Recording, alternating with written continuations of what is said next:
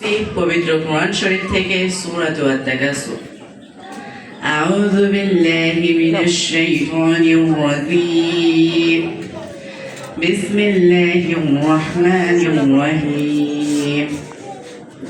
আলহাকুমুত তাকাসুর হাত্তা যুরতুমুল মাকাবির কাল্লা সাওফা তা'লামুন সুম্মা কাল্লা সাওফা তা'লামুন كلا لو تعلمون علم اليقين لترون الجحيم ثم لترونها عين اليقين ثم لتسألن يومئذ عن النعيم।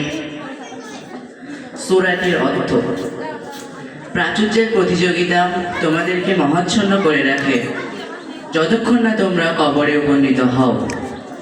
এটা সঙ্গত নয়, তোমরা অচিরেই তা জানতে পারবে। আবার বলছি, এটা সঙ্গত নয়, তোমরা শীঘ্রই তা জানতে পারবে। সাবধান, তোমাদের যদি নিশ্চিত জ্ঞান থাকতো তাহলে তোমরা মহাচ্ছন্ন হতে না। তোমরা তো অবশ্যই জাহান্নাম দেখবে। আবার বলি, তোমরা অবশ্যই তা চাক্ষুষ প্রত্যয়ে দেখবে। অতঃপর সেদিন তোমাদের নিয়ামত সম্পর্কে জিজ্ঞাসিত করা হবে। উক্ত সূরাটি পবিত্র কোরআন শরীফের 102তম সূরা। সূরাটির আয়াত সংখ্যা 8। সূরাটি মক্কা নগরীতে অবতীর্ণ হয়।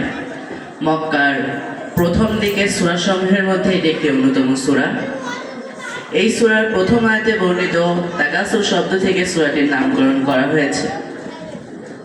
কুরাইশ গোত্রের শাখা গোত্র ছিল বনু সাহম, বনু কুশাইরি এবং বনু আব্দে মানাফ। তারা প্রত্যেক গোত্র অপর গোত্রকে দেখে বলতো, কি নেতৃত্ব, কি ক্ষমতা কিংবা জনসংখ্যা, প্রত্যেক দিক থেকে আমরা তোমাদের থেকে উত্তম। এক পর্যায়ে বনু আব্দে মানাফ সবার উপরে প্রমাণিত হলো। এবার সকল শাখা গোত্রের মধ্যে সিদ্ধান্ত হলো, তাদের মধ্যে যারা মারা গিয়েছেন তাদেরকেও গণনা করা হবে। সেই উদ্দেশ্যে তারা সকলে কবরস্থানে উপস্থিত হলো এবং ওটি কার কবর বলে গণনা শুরু করলো।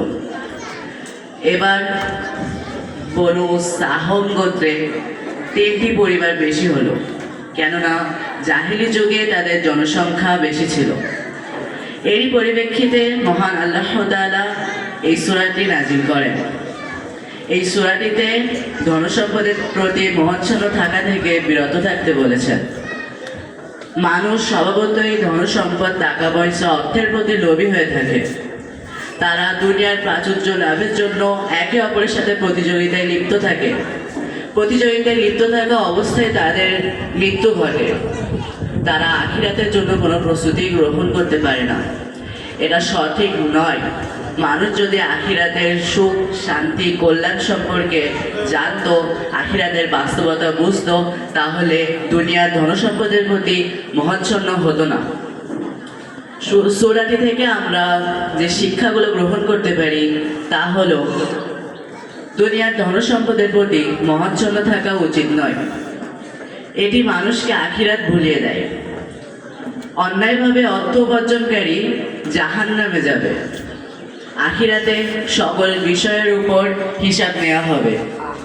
মহান আল্লাহ রাব্বুল আলামিন কোরআন অনুযায়ী আমাদের জীবনযাপন করার তৌফিক দান করুন। আমিন।